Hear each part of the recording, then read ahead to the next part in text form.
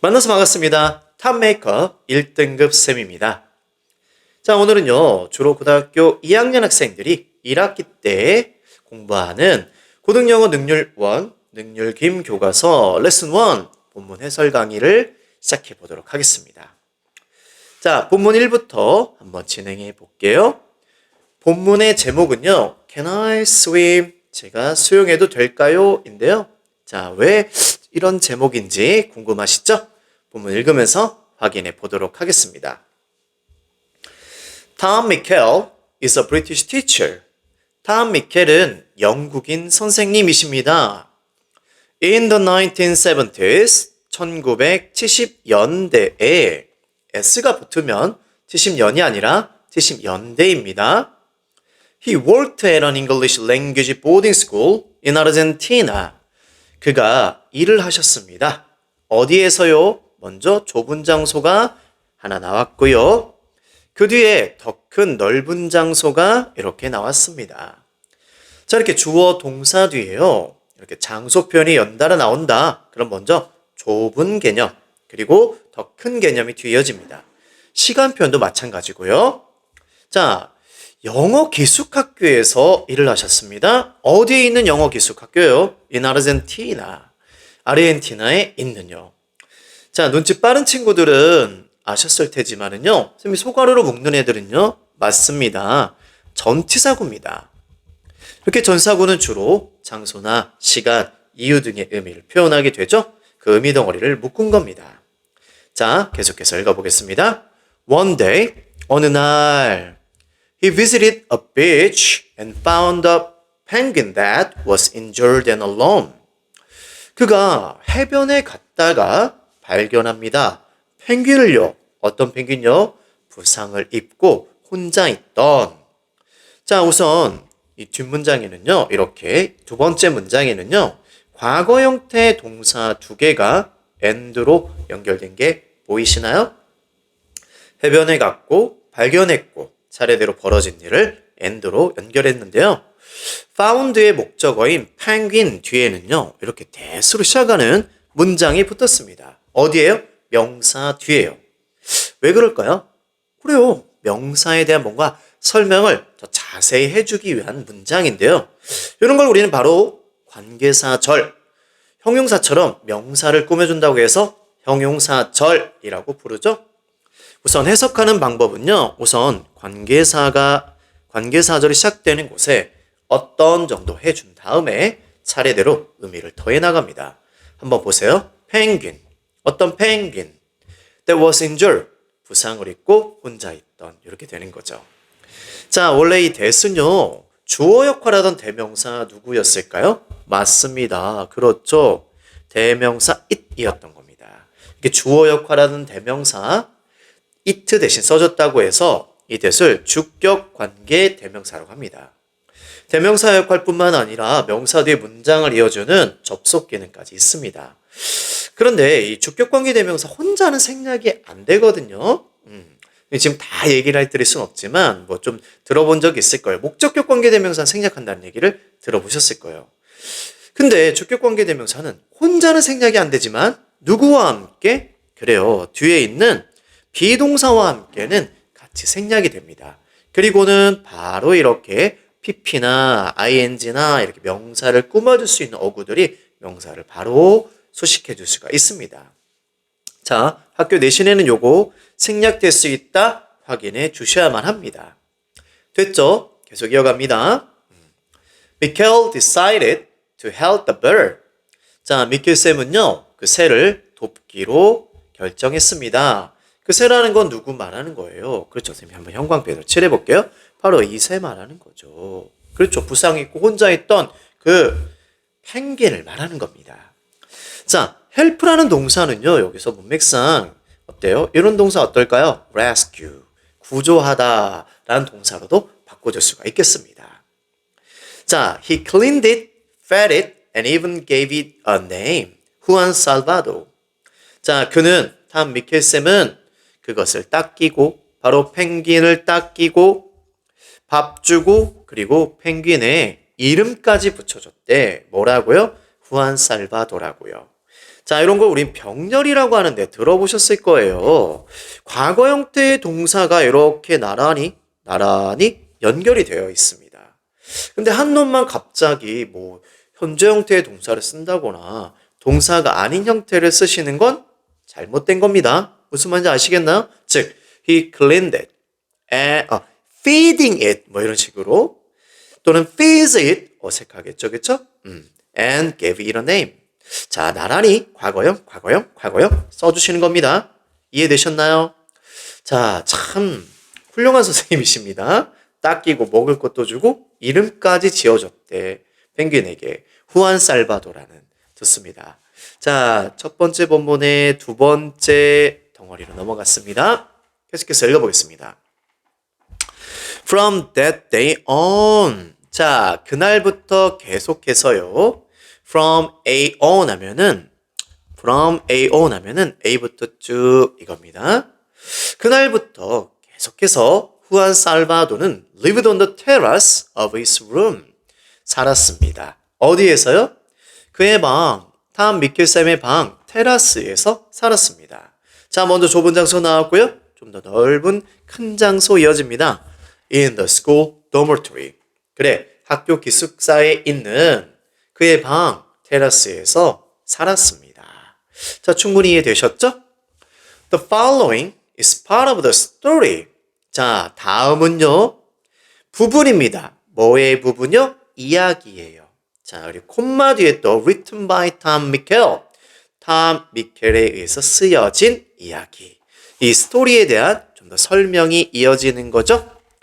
그리고 또 콤마 뒤에 또 about the penguin and a boy at the school. 자, 이거 선생님이 조금 분석을 도와드릴게요. 사실요, 이게 다 하나의 의미 덩어리입니다. 다음은 이거야. 즉, 이 the following을 설명해주는 보어로 쓰인 의미 덩어리인데요. 이걸 조금 분석을 한번 해보겠습니다. 분석을 안 하고 이게 한 덩어리로 들어온다? 그러면 베스트인 겁니다. 근데 이게 뭐지? 잘 안 들어오는 친구들을 위해서 좀 인위적이지만 좀 분석을 한번 해드리겠습니다. 먼저 사실 part of the story, 요게 하나의 덩어리죠. 이야기의 부분 이겁니다. part 뒤에 정확히 말하면 이렇게 전사가 붙어 있는 거예요. 그리고는요, 또 이 스토리 뒤에 이렇게 두 개의 수식어구가 연달아 붙은 겁니다. 어떤 이야기? 자, 이런 걸 과거 분사라고 하죠. 이렇게 동사에서 만들어낸 형용사입니다. 현재 분사라는 것과 과거 분사라는 것이 있는데요. 이렇게 과거 분사는요, 저렇게 전치사구와 함께, 다른 말과 함께 뒤에서 명사를 꾸며주는 역할을 합니다. 자, 탐 미켈쌤에 의해서 쓰여진 이야기. 자, 이야기는 쓰여진 대상이잖아요. 그래서 여기다가요, 이렇게 과거 분사를 써야지 writing이라는 현재 분사를 쓰면 어색합니다. 이야기가 쓰는 이야기가 아니잖아요. 쓰여진 이야기니까요. 자, 그리고 또 전치사구가 뒤에 또 붙어 있는데요. 이 전치사구도요, 이렇게, 자, 따로 한번 묶어볼까요? 이만큼인데요. 누구를, 스토리를 꾸며주는 수식어구입니다. 자, 해석을 들어보세요. 펭귄과, 그리고 그 학교의 어떤 한 소년에 관한 이야기. 탐 미켈쌤에 의해서 쓰여진 이야기. 이렇게 두 개의 수식어가 스토리를 동시에 꾸며주고 있는 것입니다. 충분히 이해되셨나요? 그러면 계속해서 한번 이어가도록 하겠습니다. 조금 지저분해서 조금만 지우고 가볼게요. 자, 그리고는 또 전치사구, 쌤이 자꾸 소가래로 묶었는데요. 사실 전치사구가 문장에서 차지하는 비중이 상당합니다. 자, 보세요. 자, 이렇게 또 주어가 나오기 전에 시간 표현을 하는 전치사구가 이렇게나 길어요. 왜냐면요. 자, 전사 뒤에, 명사 뒤에 또 이렇게 꾸며주는 문장, 관계사절이 붙어서 그렇습니다. 우선 해석부터 한번 해볼까요? From the first day, 첫날부터. 어떤 첫날? 자, 앞에서 이미요. 관계사절 해석은 이렇게 하자고 했습니다. 어떤 한번 해주고 계속 이어가는 겁니다. I brought a penguin to live at the school. 내가 이렇게 학교에서 살도록 펭귄을 데리고 온. 첫날부터 요거죠. 자, 이렇게 that 뒤에 붙어 있는 문장이 they를 꾸며주는 역할을 하는데요. 이 that의 정체는요, 그렇습니다. 정확히는 관계 부사라고 합니다. 얘는 누구를 대신해서 쓴 거냐면요. 그래요. 좀 비슷한 말은요. 여기다 써드리겠습니다. 바로 when입니다. 자, 이렇게 수식받는 명사가 특별히 시간 명사고요. 뒤에 완전한 문장이 이어질 때는요. 이렇게 관계부사 when으로 연결을 해줄 수가 있습니다. 또한 이 when은요. 또 적절한 전치사와 관계대명사 위치로 바꿔줄 수 있는데요. 이렇게 특정한 날 앞에는 전치사 on을 쓰게 됩니다. 그리고는요. 관계대명사 위치로 이렇게 바꿔줄 수 있습니다. 즉 그날에 내가 펭귄 데려왔어. 학교에서 살도록 이렇게 되는 겁니다. 자, 정리해두고 완전히 암기해 주셔야 됩니다. One student in particular. 자, in particular도 전치사인데요. 전사구인데요. 한 단어로 바꿀 수 있겠습니다. particularly 이렇게요. 특별히 어떤 한 학생이 wanted to help with his care. 자, 원했어. 뭐 하기를 원했어? 자, 원하는 그 대상이 행위 내용이고 투부정사로 표현되어 있고 그 의미도 선생님이 이렇게 중괄호로 묶은 겁니다. 그의 보살핌을 돕기 원했어. 누구를 보살피는 일 말하는 거야? 그렇죠. 후안 살바도라는 펭귄 돕는 일을 돕기를 원했다는 겁니다. 자, 쌤이 사실 이렇게 얼굴을 나오게 영상을 찍는 게 지금 처음입니다. 그래서 지금 굉장히 좀 어색해요. 좀 버벅대도 이해해 주셔야만 합니다. 시선도 지금 어디다 둬야 될지 모르겠어요, 사실은. 자, 여기죠? 그쵸? 자, 시선 잘 맞춰보겠습니다. 자, 첫 번째 본문 마지막 덩어리입니다. His name was Diego Gonzalez. 자, 뭐 새로운 인물이 지금 나왔습니다. 앞에서 지금 탐 미켈쌤, 남자분이라 계속 히로, 대명사 히로 지칭이 되었었는데요. 그래서 조금 조심해야 되겠어요. 이 his name 할 때 his는요, 누굽니다. 그래요. 어떤 한 학생이 나왔죠. 새로운 인물요. 그 바로 새로운 학생입니다. 자, 이렇게 같은 대명사로 가리킬 수 있는 인물이 여러 명 나온다? 대명사 지칭추로 나올 수 있으니까 정확히 구분해 두셔야만 합니다. His name was Diego Gonzalez. 그의 이름은요, 디에고 곤잘레스였습니다. 아, 여기 있나 봐. 그치? 잠깐만 쳐볼게요. 그래요. 근데 조금 불쌍해 보이는데요? 그쵸? 왜 혼자 있을까요? 자, 한번 읽어보겠습니다. 그렇네요. Diego was a shy boy. 디에고는요, 아주 수줍음 많은 소년이었습니다. 자, 그리고 또 who로 시작하는 또 문장이 명사 뒤에 붙어 있습니다. 맞습니다. 이 who도 바로 관계 대명사라고 하고요. 그 뒤에 이어지는 문장은 어떤 소년인지 즉 안명사를 자세히 설명해주는 역할을 합니다. 자, 배운 대로 어떤 하고 계속 해석부터 한번 해볼게요. Who seemed to be frightened of his own shadow. 보여졌던요. 뭐해 보였냐면요. To be frightened. 겁을 먹은 것처럼 보여졌대요. 뭐예요? 그 자기의 그림자에도 겁을 먹는 것처럼 보여졌던 굉장히 부끄럼 많고 소심한 소년이었다는 겁니다. 이 문장 좀 설명할 게 많네요. 자, 차근히 한번 해보겠습니다. 먼저 이 shy라는 단어를 한번 밑에다가 한번 유의어를 한번 적어볼게요. 좀 소심한 성격이네요. 그쵸? timid라는 단어가 좀 떠오르고요. 선생님은요, 또 내성적인 introverted 이 단어가 떠오릅니다. 같이 한번 정리해 두시고요. seem이라는 동사는요, 이렇게 뒤에다가 바로 투부정사를 잘 붙여줍니다. 그때 투부정사는 주어가 뭐뭐 하는 것처럼 보이다, 뭐뭐인 것처럼 보이다, 주어 설명을 해주는 보호가 되고, 뭐뭐인 것처럼 보인다, 이렇게 되겠습니다. 지금 원래 글씨를 되게 잘 쓰는데 좀 뻥이고요. 지금 이 패드가 세워져 있어가지고 좀 글씨가 조금 어색합니다. 이해해 주십니다. 그리고 또 중요한 게 바로 여기에요. be frightened of. 자, 비슷한 말을 먼저 써드린다면 무엇을 두려워하다, 겁내하다, 또는 afraid of 이렇게도 한번 바꿀 수가 있겠습니다.